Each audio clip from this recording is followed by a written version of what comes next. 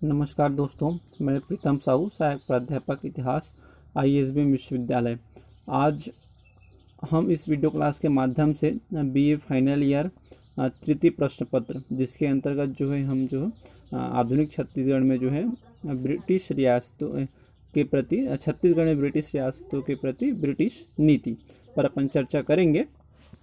तो हम जैसे कि जानते हैं कि जो छत्तीसगढ़ पे राजा प्रतापमल के बाद के पश्चात कलचुरी सत्या में क्रमशः ह्रास होने लगा था। और कलचुरियों की रतनपुर और रायपुर शाखाएं निर्मित हो गई थी। इसके पश्चात 14वीं शताब्दी में के मध्य में पटनागढ़ के चौहान राजाओं ने उड़ीसा के संबलपुर में क्षेत्र में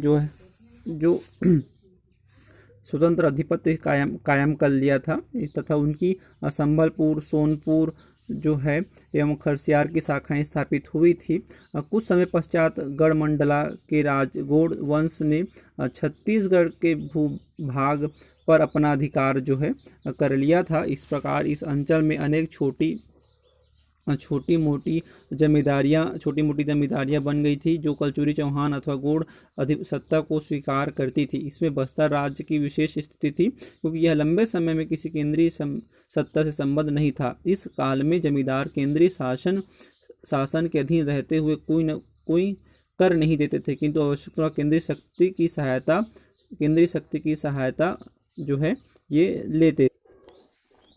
इसके बाद हम अगर मराठा काल में देखें तो सन 1741 ईस्वी को रतनपुर मराठों के अधीन हो गया था। अब इस स्थिति में परिवर्तन आ गया था। मराठों ने जमींदारी क्षेत्र को खालसा क्षेत्र में परिवर्तित किया था, परंतु कालांतर में महसूस किया गया कि जमींदारों को पदम्युचित करने की व्यवस्था का संचालन कठिन होगा।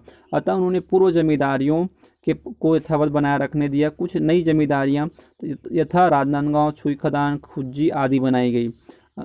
जमींदारियों को अब नियमित रूप से वार्षिक कर, जिसे डकोली बोलते हैं, के रूप में देना पड़ता था। 1818 ईस्वी में ब्रिटिश संरक्षण काल में जमींदारों के साथ संबंधों को अब नियमित रूप से वार्षिक कर डकोली देना प्रारंभ कर दिया था। और इसके रूप में ब्रिटिश संरक्षण 1818 ईस्वी में ब्रिटिश संरक्षण काल में जमींदारों के साथ संबंधों को लिखित स्वरूप दिया गया। मराठा राज्य में पतन के पश्चात 1854 में छत्तीसगढ़ ब्रिटिश साम्राज्य में सम्मिलित कर लिया गया था। ब्रिटिश काल में अंग्रेजों में सत्ता संभालते ही 1855 के पुराने संविधानों का नवीनीकरण कर उन्हें उनके पूर्ण अधिकार का यथावत रखा। 1862 ईस्वी में सर रिचर्ड टेम्पल ने जमींदारों की स्थिति का नए सिरे से सर्वेक्षण किया। इसके पश्चात नए सिरे से सर्वेक्षण करने के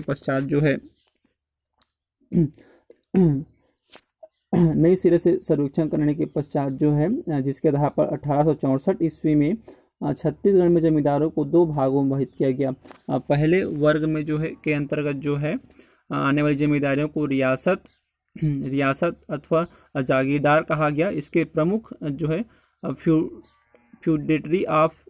फ्यूडेटरी चीफ, बाद में रूलिंग चीफ कहा गया अथवा राजा कहा गया। दूसरे वर्ग के जमींदार को जमींदार कहा गया।